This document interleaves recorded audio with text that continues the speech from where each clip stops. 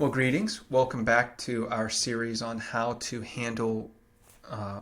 incorporate our prayer life into dealing with the day-to-day stresses that we feel in the world.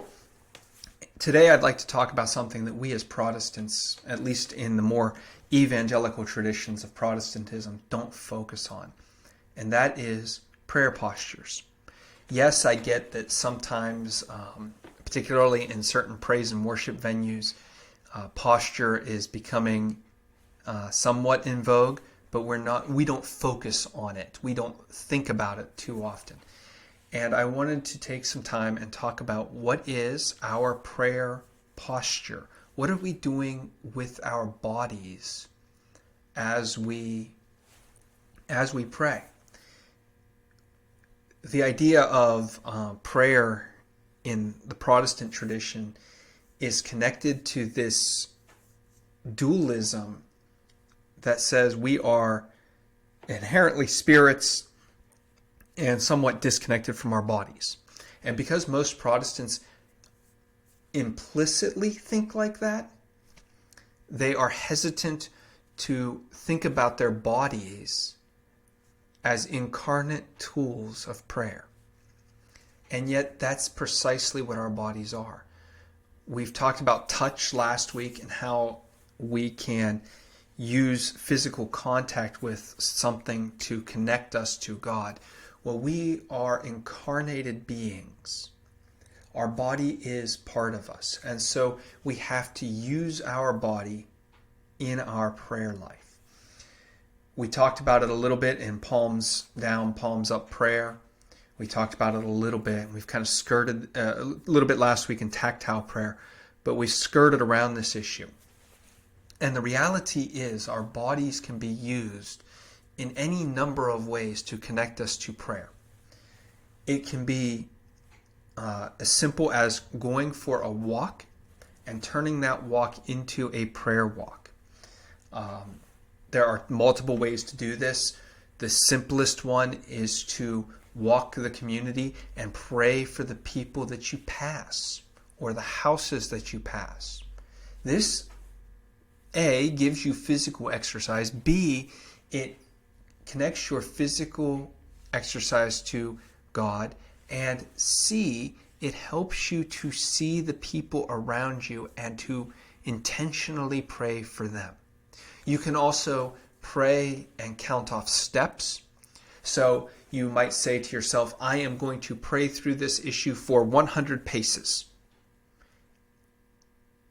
And you mark off 100 paces on your walk, or 200 paces, and you take one day and you count 100 paces or 200 paces or 250 paces or whatever that is. And you notice the spot. You notice the landscape or whatever, a marker right there. And so from that day onward, whenever you take a walk, you pray for an issue to that spot. And then you change issues. And it's a sign of completion. I have completed the prayer. And now I can give it over to God. Prayer walks can be very helpful, especially if they are done in serene settings where you can dedicate your mind to God. Another element or another aspect of physical posturing can be how you sit or compose your body during prayer. I think it was A.W. Tozer, but I'm not sure. I learned it from a professor of mine named Terry Wardle, that a posture of prayer can be something as simple as how are you seated and making sure that you are seated comfortably, but not so comfortably as to be a distraction. In other words, you want to have a posture like you would for having a business conversation with someone.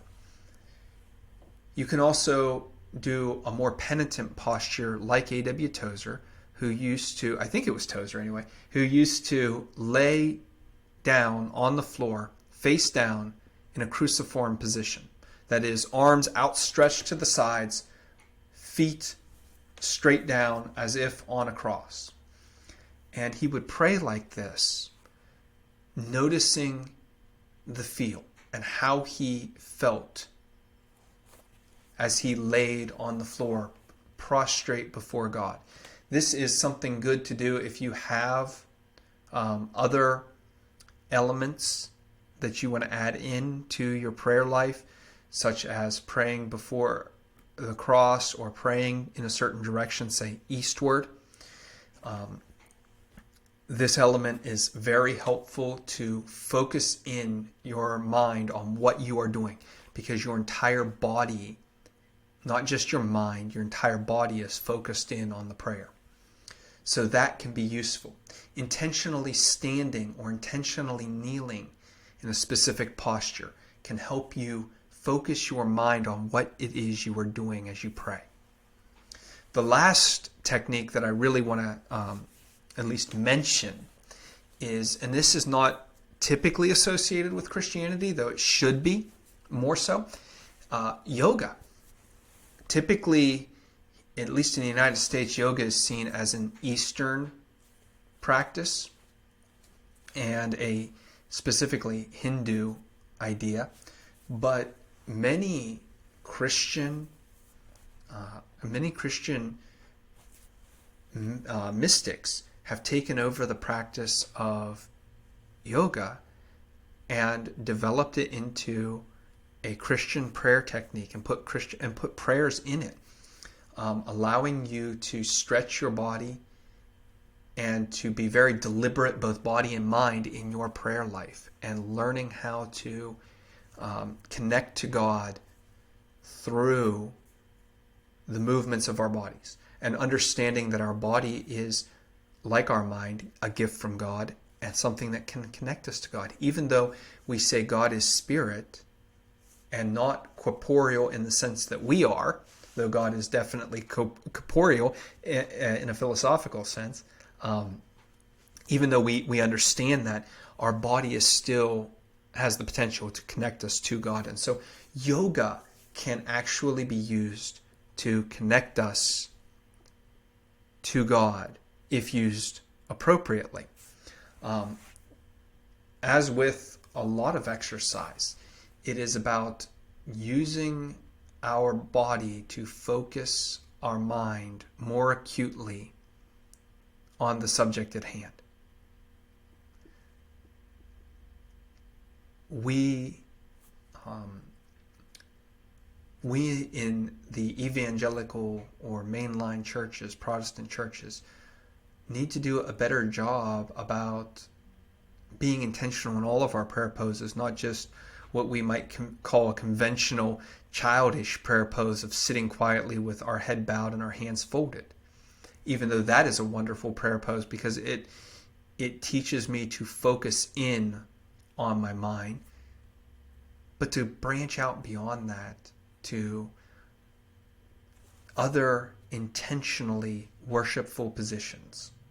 So this week, as you are dealing with your life and trying to incorporate new times of prayer and new techniques, think about how you can incorporate something like a prayer walk or a new pose or even something like yoga into your prayer life so that you can connect more fully and richly to God.